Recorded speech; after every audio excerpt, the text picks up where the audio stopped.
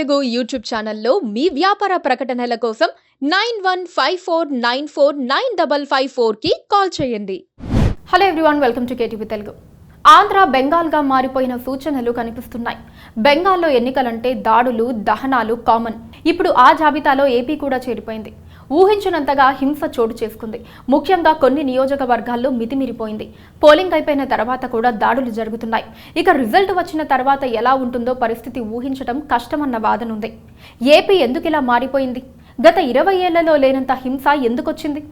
ఉమ్మడి ఆంధ్రప్రదేశ్లో ఎన్నికలు ఎప్పుడూ ప్రశాంతంగా జరిగేవి. రాయలసీమలో కొన్ని నియోజకవర్గాల్లో, పల్నాడులో మాత్రం కాస్త గట్టి ఏర్పాట్లు చేసేవారు. బ్యాలెట్ బాక్సులు ఉన్నప్పుడు బాక్సుల్ని అపహరించటం, ఇంకు పోయటం వంటి ఘటనల వల్ల రీపోలింగ్ చేయాల్సి వచ్చేది. కానీ రాను రాను అక్కడ పరిస్థితి మెరుగుపడింది. చెదురుమదురు ఘటనలు తప్ప తీవ్రమైన ఘర్షణలు తగ్గిపోతూ వచ్చాయి. గత ఎన్నికల సమయంలోనూ స్మూత్గా ఎన్నికల ప్రక్రియ నడిచిపోయింది. కానీ ఈసారి మాత్రం దాడులు, దహనాలు భయంకరంగా మారాయి. పోలింగ్ రోజు పల్నాడు, తాడిపత్రి వంటి చోట్ల జరిగిన దాడుల దృశ్యాలు చూస్తే ఎవరికైనా ఒళ్ళు గగురు పుడుస్తుంది. తర్వాత రోజు కూడా గొడవలు ఆగలేదు. చంద్రగిరి టీడీపీ అభ్యర్థిపై పట్టపగలు హత్యాయత్నం చేశారు. పల్నాడులో టీడీపీ కార్యాలయాలపై దాడులు చేస్తున్నారు. శాంతి భద్రతలు ఉన్నాయా లేదా అన్న పరిస్థితికి వచ్చింది. ఏపీలో ఇంత తీవ్రంగా హింస పెరగడానికి కారణం ఏమిటి అని ఆలోచిస్తే పోటీ మాత్రమే కాదు, నాయకుల మనస్తత్వం కూడా అనుకోవచ్చు.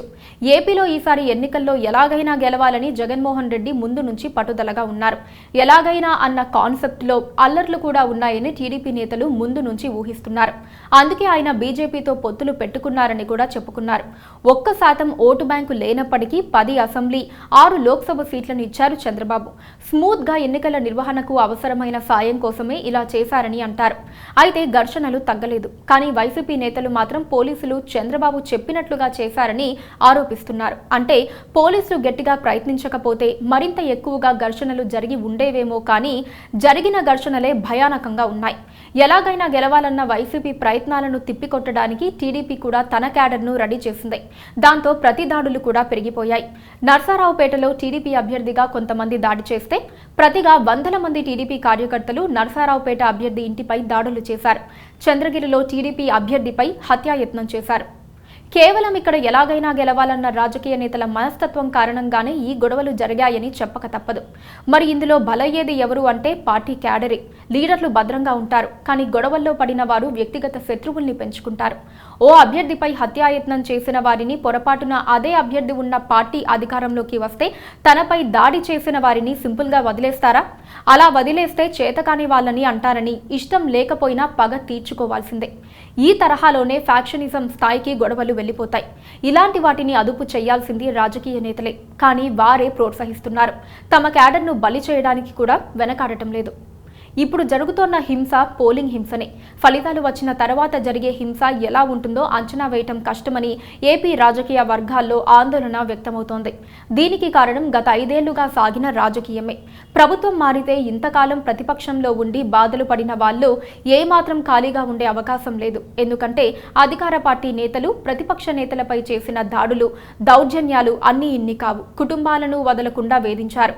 అది ఒక్క స్థాయిలో లేదు, అన్ని స్థాయిల్లోనూ ఉంది. అందుకే అధికారం మారితే మా తడాకా చూపిస్తామని హెచ్చరిస్తూ సంయమనం పాటిస్తున్నారు. అయితే ఫలితాలు వచ్చిన రోజున మాత్రం ఏపీలో ఊహించని హింస చోటు చేసుకునే అవకాశం ఉంది.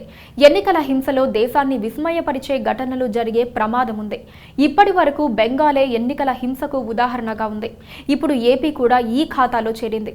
ఎంత భయంకరంగా మారుతుందో చెప్పడం కష్టం.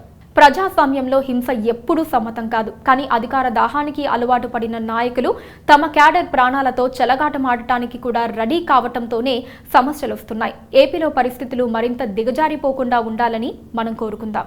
Please do subscribe to Please do subscribe to Please do subscribe to Please do subscribe to Please do subscribe to Please do subscribe to KTV Telugu. KTV Telugu. KTV Telugu. KTV Telugu. KTV Telugu. KTV Telugu. Please do subscribe to KTV Telugu.